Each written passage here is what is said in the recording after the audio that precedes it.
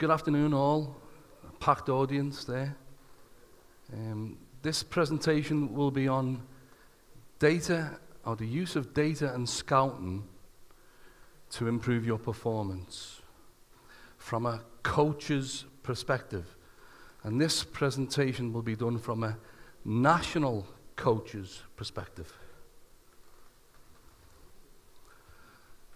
So the contents that I'll go through today, a small introduction, talk a little bit about equipment, analytics department, scouting, analysis, and achievements. First of all, we must understand that our analytics and scouting department supports the philosophy of our head coach. Our aim is to provide information that supports preparation of upcoming matches, development of individual players, and team performances. Through acquiring and monitoring data, we look to support performance decisions made by the head coach.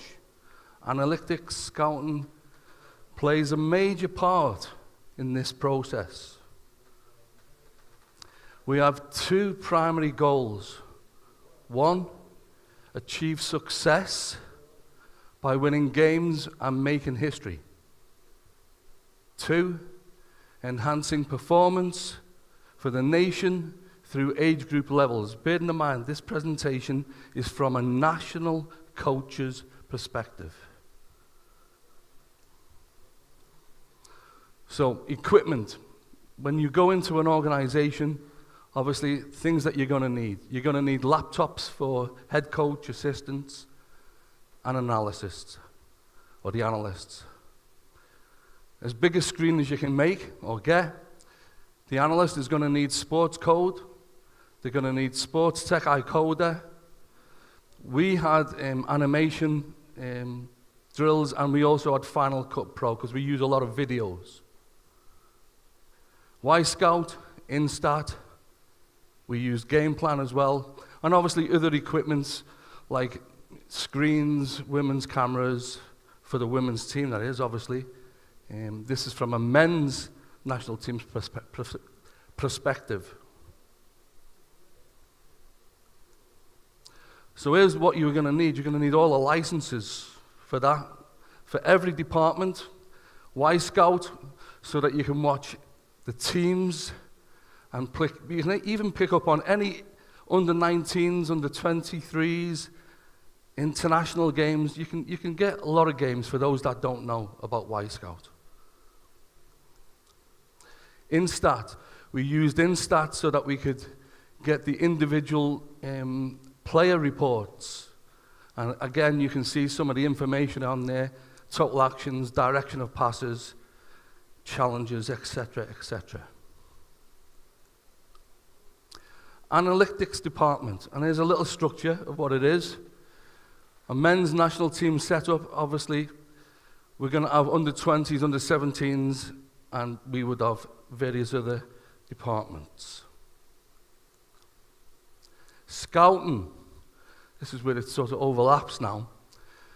You're going to scout all your players, a wider range of players, not just your squad. So you're scouting your under-23 players, your under-17s, and any other players that are coming through the system, or even outside of your system, or in New Zealand's place, outside of the country. You're going to have visits, you're going to have contacts with players, you're going to look at the minutes that they're playing, you're going to look at the fixture lists and news. Any news on a player or information. Tournaments. Analyze top team style of play. Not just opposition, but any top team. There might be something within their style of play that you've not noticed, you like, and you can adapt it to your team. Obviously, we're going to analyze any World Cup, Euros, Copa America, any types of tournament, all the top leagues, cups. We'll monitor our players in all their leagues. So in an international setup, Your players might not be based in your country. So you've really got to have good data, good scouting system, or a good way of getting around and looking at people. Information. Scouting's not just about looking at players. You've got to search the internet. You've got to look at any media, players' media, player ID, opposition scout, opposition media. Any little bit of information you can get that will assist you in getting ready for a game. Or the next game, should I say. Here's a slide here. Every one of our players, we logged how many minutes they played every month. So in an international setup, you're going to have time to do this. But if you're looking at this, we only had sort of like 3 players who were playing regular football. So we have to think outside the box, and how we're going to keep our players fit and so on, which I'll touch on later. Again, you're looking at the whole list of players from the under-23s, under-17s, and anyone around that is of your nationality. Right, this here is a talent ID device that we created so that we could scout players but also compare them and take out the subjectiveness of the scouting.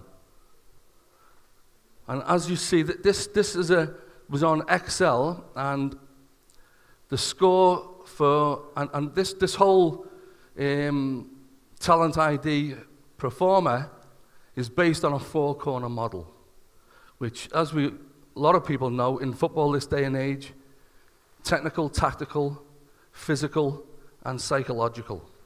The few of the names there we changed to suit us as an organization.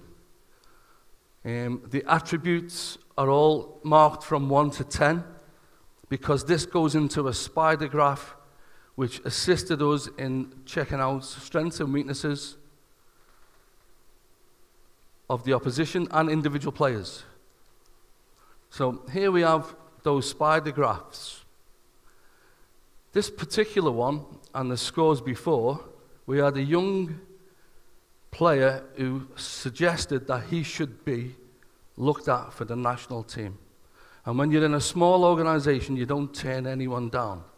So what we've done, we scouted him. I actually scouted him, and he was a right back.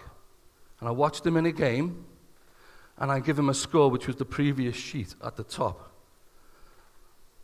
I then took our right back, our national right back, and I scored him.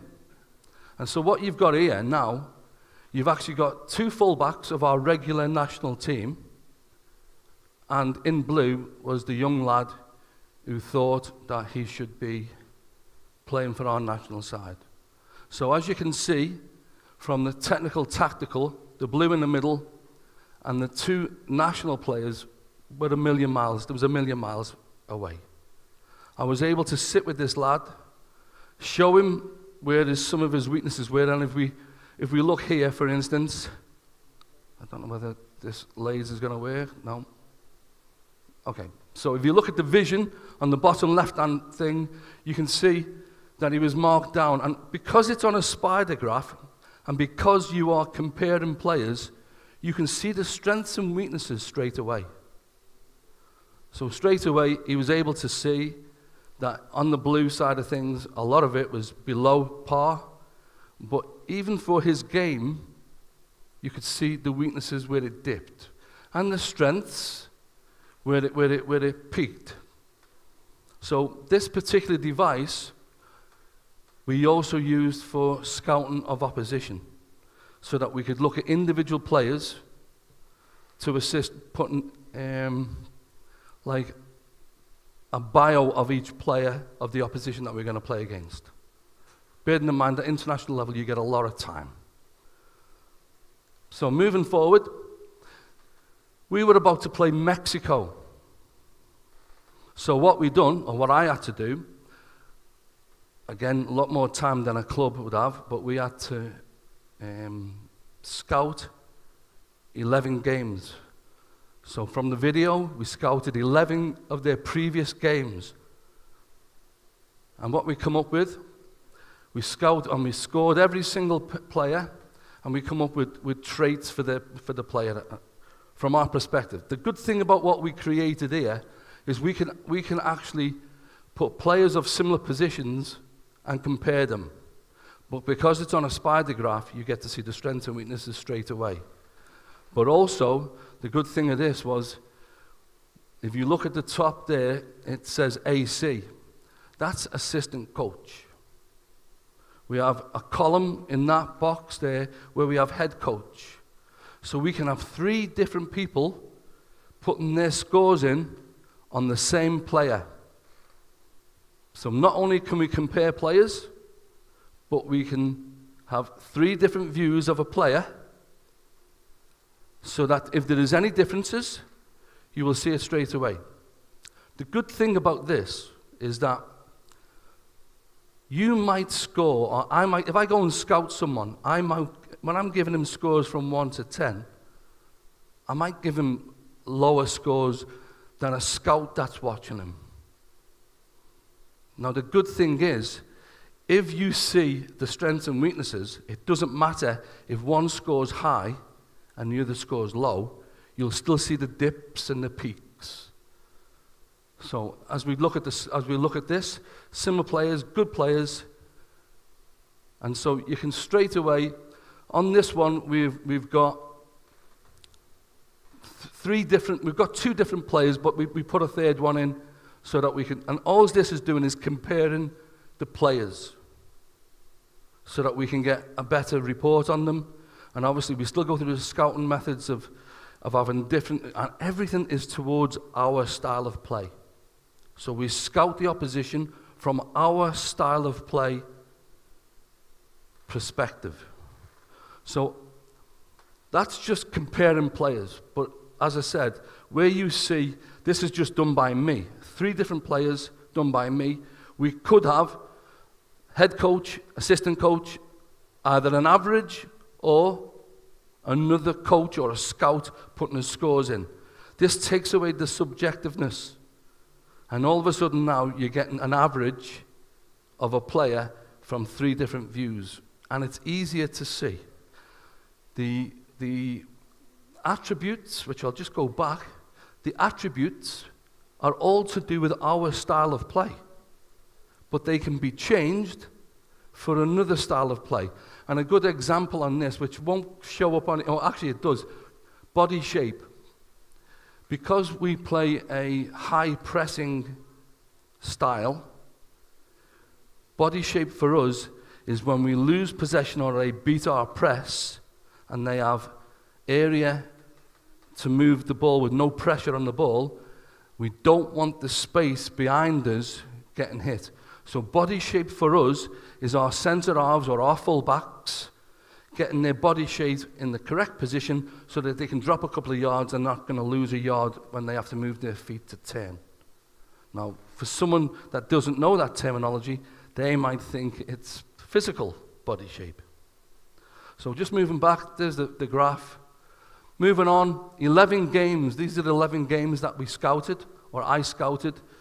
Within this 11 games, we were able to find out what, their basic sort of preferred. By the way, he didn't play the same formation a lot. He kept on swapping. So we could find out what his preferred formations was. On the right-hand side of the screen there's some of the bios that we put together of the players. And so again, it's just from our style of play. So build up, traits without the ball, traits with the ball, body shape, tackling, because again, all these little things were all to do with what we wanted to see and how we could best compete with this team. Moving forward, 33 players they used in 11 games. By the way, this information is not recent. It's 2016, this information. So 33 players. We've done exactly the same with them.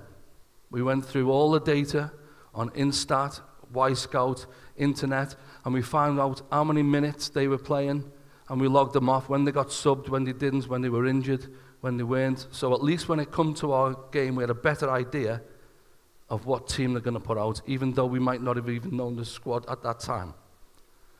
Again, on the right-hand side, preferred formations. So what we didn't do was say their preferred formation is 4-3-3. What we done was we said, he's the favourite goalkeeper. When they play a back four, they're the favourite back four by how many games they played in that 11 games. Or how many minutes, who played the most minutes. If they played a back three, that was their preferred back three. If they had 2 holding midfielders, 3 centre midfielders, 3 attacking midfielders, and so on and so on. So we basically come up with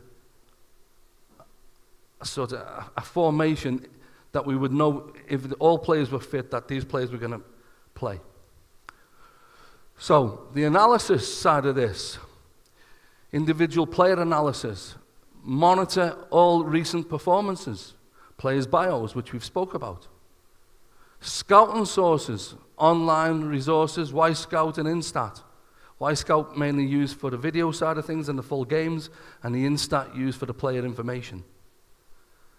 Style of play and database, every game logged, coded for 6 months prior to a tour. So even though we might have had 4 games in that period, we'd be getting ready for the tournament. Like this particular tournament we're getting ready for, the Confederations Cup, where we had Mexico in our group. Obviously, we use a lot of videos. Head coach would want everything done. No wasting time while you're on tour. Everything's done before we get there. All whites training videos, style of play videos, and this is so that we can use these videos as a means to helping our players understand the team we're playing against, opposition, and also get better at our style of play. Top team style of videos or style of play videos. You know, at this time we were playing like a 3-5-2. So Juventus were playing a lot of that. So we watch a lot of Juventus and see a lot of their styles, as we'll possibly talk about. Our own players, individual player summaries. We know Chris Woods just got sold for 25 million. His stats weren't like that when he was playing on loan to Leeds. Now those stats would be completely different. But that's just 2 stats, or 2 years of stats while he was with us. For those that don't know, this here is the coding, live coding that an analyst would do. Our coding that he would want to pick up on in our style of play would be down the side, and it would all get coded there. On the right of the screen, we use a lot of videos to assist us with training, and also assist us with helping the players understand opposition. Like a lot of people use, we use them prior to training for up to 5 minutes maybe, and then we go out and we use videos on the pitch so that when we change a drill, we're not talking about what we're going to do. We show them a lot of what we're going to do. So our methodology is quite different to most. Just put this in, this was our culture, and those words which become our pillars were adhered to everything we've done. Moving forward. We used, and unfortunately because of this presentation and timing, we used animation and videos from our training to show drills that we were going to do, or compare drills that we've done and see how it comes out in a game. And we use it in training. And whenever we can, if we don't waste any time, if we're in dinner and it's a day before the game, we'll put a video up. And we'll just say, we've got to correct this from today or whatever. So we would use animation to explain to our players. And this would have been a video, but today we've took it out. So we'd be doing a press. And again, this would be getting ready for Mexico.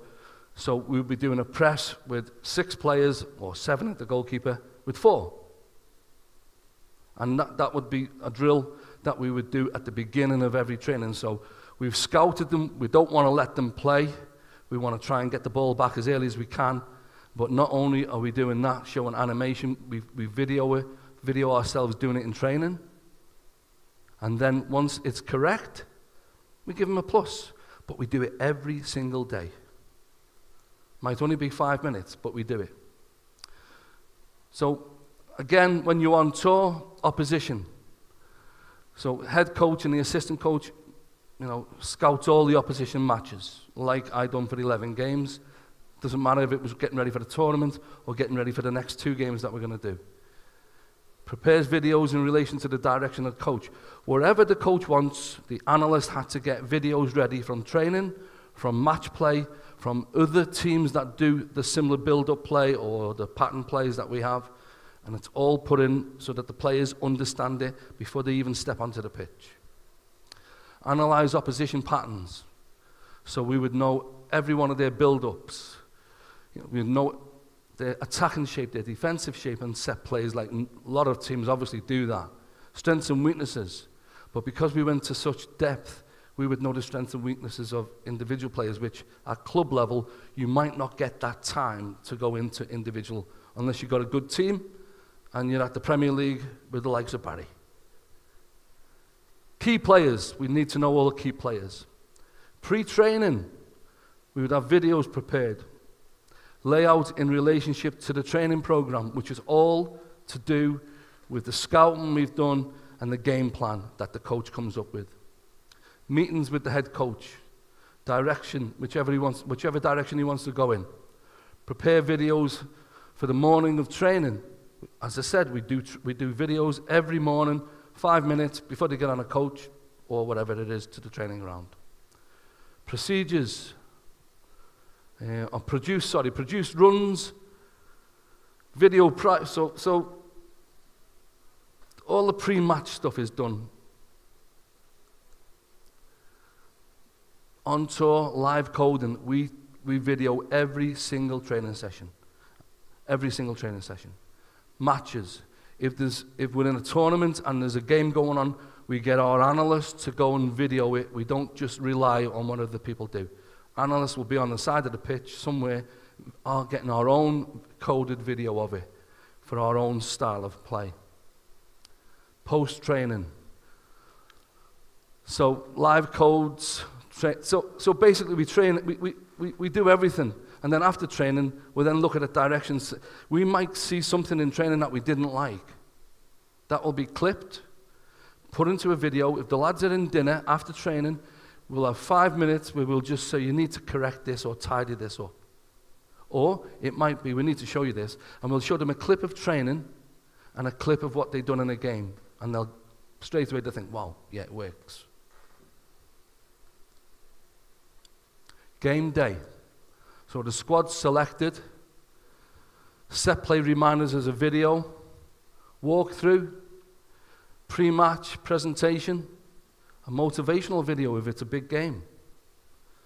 Set up for the match, analyze opposition lineups, live coding. So the match will be live coded, and then at half-time, we'll be looking at whatever mistakes or whatever pluses we've got. Post-match, all coaching staff analyze our game and the opposition game. So we don't get on a bus and forget about it. We're analysing it straight away, getting it organised. Not just the analyst. In small organisations, when you have to do more than one thing, so you can't just rely on one person doing his own job. You have to do others. Head coach sets game plan for whatever the next game is. Training sets from the game plan. So as we're moving forward now, we're getting ready for the next game, basically. Things that, because we're doing a lot of data that's getting took into our performance, and we're doing a lot of scouting, which obviously assists us in our performance for the next game, when we send video messages out, we send them to the players. And so for the next game, they'll be back at the clubs, and the last thing they're thinking about is what they're going to do in the next game. So with a few weeks to do, we start sending them videos and start showing them clips of what the team they're going to play like plays, style of play, key players, sitting information. Fitness program. Mexico was a good one, actually. We created 12 football fitness drills so that, and they were sent out as videos. We'd done them on a pitch. And basically what happened there was Mexico on a corner, on their corner, defensive corner, sorry, they would leave 3 up. They'd have 2 wide men and 1 in the middle. And it bamboozled a lot of people or teams. So we found clips where if you didn't do your preparation, you would be caught out because they quick break. Keeper can catch it, he's caught it, and he's put the wide man in straight away. They start narrow and they go wide to collect the ball, and they're in 3. But we found good clips in South American football where we had centre halves who'd gone up for the corner, and when they quick broke, we had a centre half who'd done a diagonal run as quick as any sprinter could do. So they're the types of drills that we put in. We simply put fitness and tactical drills that they could do 5 minutes for 5 minutes after their own training. But not only did it get them fitter specifically for our game, but it tactically got them aware of what the opposition was going to be like when they played them. All the videos were sent out via game plan. This would have been one of the drills. It would have been a video that you could see. This would have been a block tackle and then a complete box-to-box where he gets in shape, faces someone who's about to cross the ball. Achievements. Because we were well prepared and organised and we went over and above, we achieved quite a lot. And without going through all this, if you look at the top bit there, under-20s qualified for the World Cup in 2015. Never done it before. This is in our reign. We took our style of play to every single age group. Under-17s qualified from the World Cup 2015. Only 5 nations up to that point had ever done that, and we were one of them. Little old New Zealand. And as an example, we had the World Cup, Under-20s World Cup in New Zealand, 6 months after we arrived. The team had been together for 18 months, playing in a local league in New Zealand, hadn't won a game. We introduced our style of play, our methodology, and the ways that we do it, and scout it, and the data. All of a sudden, they started winning games. And as a result, they qualified out of the group stage into the World Cup knockout. If you look at this, men's national team unbeaten in 12 games, 11 wins, and of course we do play, sometimes we have to play lesser opposition because of our region that we were in, the Oceania region. But sometimes we would play Mexico, and as it was, we only got beat 2-1, and we should have beat them. We won the Nations Cup, unbeaten, 10 goals scored, 1 there, qualified for the Confederations Cup, and we were the highest movers in world football ranking in 2016. We moved 54 places, more than any other team. So we knew that our data and the way we collated it, and the scouting that we were doing, and our head coach's direction, we knew we were doing things right. And there's the trophy that we won, and a massively packed audience. Is there any questions, please? Barry? No? How did you find, given the distance New Zealand is from Yeah. the teams you're playing, how did you find, given the distance that New Zealand is from the teams you were playing, in this case New Zealand to Mexico, how did you find the players took that information on board, given there's so much downtime, i.e. during the travel? Yeah. What do you mean, traveling from there to Mexico, from all over the world? Yeah. Well, obviously we were using a lot of videos, game plan, sending out a lot of information 2 or 3 weeks prior to the event.